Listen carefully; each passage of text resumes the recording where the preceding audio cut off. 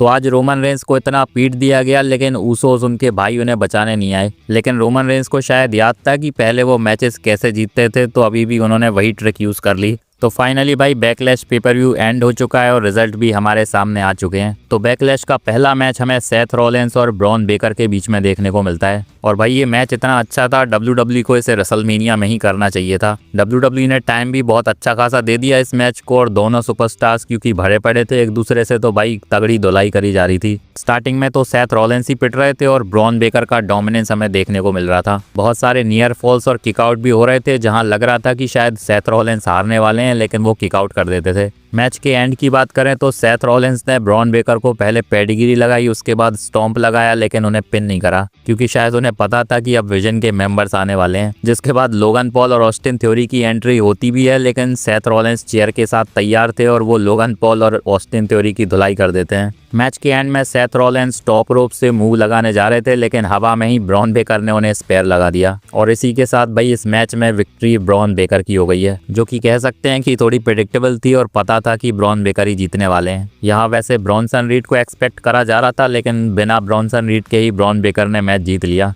Next इसके बाद हमें सैमी ज़ेन और ट्रिक विलियम्स का मैच देखने को मिलता है यूएस टाइटल के लिए। इसे भी टाइम दिया तो गया था, लेकिन भाई ये मैच भी रेसलमेनिया के मैच की तरह ही था, ज़्यादा कुछ खास हमें देखने को मिलता नहीं है। यहाँ ट्रिक विलियम्स के साथ वो रैपर भी था और उसके साथ वो कैंडो स्टिक भी लेकर आया था। स्टार्टिंग में सैमी ज़ेन उस कैंडो स्टिक का यूज भी करते हैं ट्रिक विलियम्स के ऊपर, लेकिन ट्रिक विलियम्स ने किकआउट कर दिया। जिसके बाद हमें देखने को मिलता है जब रेफरी ट्रिक विलियम्स में बिजी था, तो वो रैपर भी कैंडो स्टिक का यूज करता है सैमी ज़ेन के ऊपर। जिसके बाद सैमी ज़ेन भड़क जाते हैं और उस रैपर की भाई उसी कैंडो स्टिक से धुलाई करी जाती है। और यहाँ सैमी ज़ेन डन नहीं हुए थे क्योंकि इसके बाद वो हेलुआ किक भी मारते हैं, लेकिन मैच के एंड में हेलुआ किक वो ट्रिक विलियम्स को मारने जा रहे थे, लेकिन ट्रिक विलियम्स ने ट्रिक शॉट के साथ इस मैच में विक्ट्री ले ली और यहाँ टाइटल भी अपना उन्होंने रिटेन कर लिया है। सैमी ज़ेन ने वैसे इस मैच में हील वाली हरकतें तो करी, लेकिन पूरी तरह से अपना हील टर्न करा नहीं है। क्राउड उन्हें बहुत तगड़े तरीके से बू कर रहा था, पर अब WWE को इस फ्यूड को खत्म करके सैमी ज़ेन का फुल्ली हील टर्न करा देना चाहिए।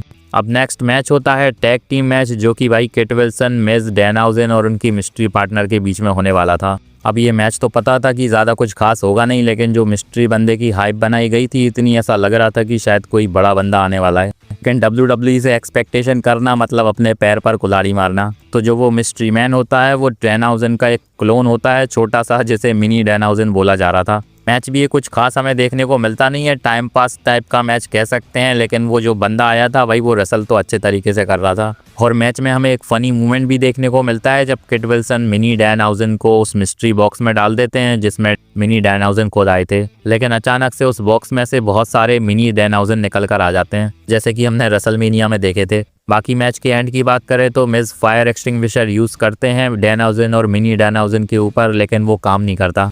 पर क्योंकि डैनहाउज़न का कर्स लगा हुआ है मिस के ऊपर, तो वो उल्टा उन्हीं के ऊपर चल जाता है, जिसके बाद गलती से वो किट विल्सन को भी वो मार देते हैं और इसका फायदा डैनहाउज़न उठाकर मिस को पिन करके मैच को जीत जाते हैं। लेकिन इस मैच को पेपर व्यू में करवाने का मतलब समझ में नहीं आया। WWE के पास इतनी सारी फ्यूड्स हैं, सुपरस्टार्स हैं, लेकिन ये सब फालतू की चीज़ें पेपर व्यू में क्यों डालनी है। और ये मिस्ट्री पार्टनर वाली चीज़ भाई बहुत ज़्यादा अंडरवेलमिंग थी। अब इसके बाद नेक्स्ट मैच हमें ऑस्का और इयो स्काई के बीच में देखने को मिलता है। ज़्यादा टाइम WWE ने इस मैच को दिया नहीं था, लेकिन जितना भी टाइम मिला था भाई ये मैच उस हिसाब से तो अच्छा था। और मैच के रिजल्ट की बात करें तो भाई प्रेडिक्टेबल सा ही रिजल्ट था, यहाँ इयो स्काई की विक्ट्री हो जाती है। लेकिन मैच के एंड में ऑस्का थोड़ी इमोशनल सी लग रही थी और हमें हैंडशेक भी देखने को मिलता है इयो स्काई और ऑस्का के बीच में, और यहाँ से भाई इनकी स्टोरी लाइन भी अब खत्म हो चुकी है।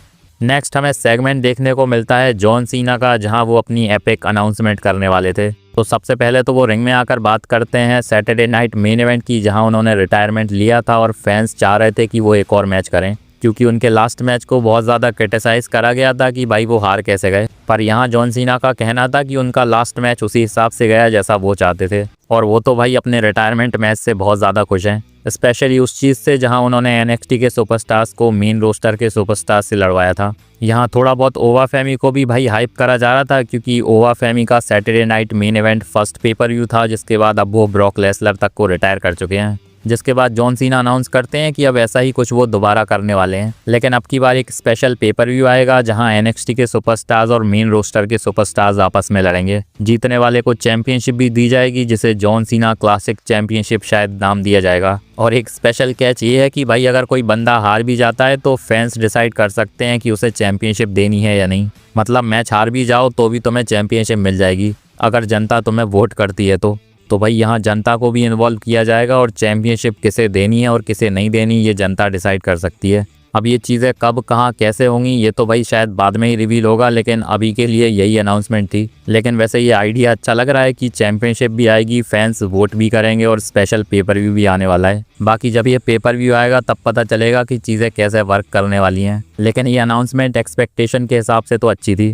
क्योंकि लग रहा था कि भाई ये कोई रैंडम सी अनाउंसमेंट होने वाली है। नेक्स्ट इसके बाद हमें मेन इवेंट देखने को मिलता है रोमन रेंस वर्सेस जेकब फाटू के बीच में, जो कि WWE की वर्ल्ड हेवीवेट चैंपियनशिप के लिए होने वाला था। मैच की शुरुआत से ही जेकब फाटू रोमन रेंस के ऊपर बहुत ज़्यादा डोमिनेट कर रहे थे और रोमन रेंस जो भी मूव लगा रहे थे उसका कुछ असर हो नहीं रहा था उनके ऊपर। शुरुआत से ही वो टांग वन डेथ ग्रैप का यूज़ कर रहे थे रोमन रेंस के ऊपर और रोमन रेंस भाई उससे बहुत ज़्यादा परेशान हो रहे थे, क्योंकि WWE ने इस मूव को भाई बहुत ज़्यादा डेडली मूव बना दिया है। रोमन रेंस की तरफ से तो बस हमें भाई स्पेयर देखने को मिलते थे, जिसके बाद फिर से जेकब फाटू खड़े हो जाते थे। मैच के एंड की बात करें तो भाई टांगो वन डेथ ग्रिप में फिर से रोमन रेंस को फंसा लिया जाता है और ऐसा लग रहा था कि शायद रोमन रेंस पास आउट होने वाले हैं। यहाँ रोमन रेंस बचने के लिए रेफरी को भी पकड़ते हैं और रेफरी के साथ ही वो टर्न बकल की तरफ चले जाते हैं, जिसके बाद टर्न बकल एक्सपोज हो जाता है और उसमें ही रोमन रेंस जेकब फाटू का मुंह मार देते हैं, जिसके बाद जेकब फाटू को एक स्पेयर पड़ता है और यहाँ रोमन रेंस अपना टाइटल रिटेन कर लेते हैं। तो भाई इनडायरेक्टली ही सही रोमन रेंस ने चीटिंग तो कर ली, जिसके बाद जेकब फाटू बहुत ज़्यादा भड़क गए थे और रोमन रेंस को वो स्टिल टांगो वन डेथ ग्रिप में फंसा कर रखते हैं अभी। लेकिन रेफरी यहाँ बार बार उन्हें रोक रहा था, जिसके बाद रेफरी को भी वो पावर बॉम्ब मार देते हैं। यहाँ सिक्योरिटी के साथ एडम पेयर्स भी आते हैं, लेकिन वो भी ज़्यादा कुछ कर नहीं पाते।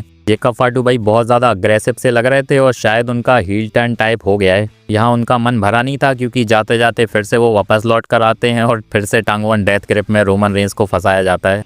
पता नहीं भाई इतना सब कुछ हो जाने के बाद भी हमें ऊसोस यहाँ देखने को नहीं मिले। स्टोरी लाइन बिल्ड करने के लिए तो भाई ऊसोस का बहुत तगड़ा यूज़ करा WWE ने, लेकिन यहाँ पता नहीं क्यों नहीं लेकर आई। बाकी वैसे यहाँ जेकब फाटू चैंपियनशिप को रेस करते हैं और इतना क्लियर है कि अभी ये स्टोरी लाइन खत्म हुई नहीं है और शायद अब सैटरडे नाइट मेन इवेंट में या फिर क्लैश इन इटली में फिर से इनका मैच होने वाला है। बाकी कमेंट्स में बताओ आपको आज का बैकलैश पेपर व्यू कैसा लगा, और ये मेरी वीडियो अच्छी लगी हो तो इसे लाइक और चैनल को सब्सक्राइब करना मत भूलना। बेल आइकन को भी प्रेस कर देना ताकि मेरी वीडियोज़ की अपडेट्स आप तक पहुँचती रहें। तब तक के लिए मिलते हैं नेक्स्ट वीडियो में। धन्यवाद।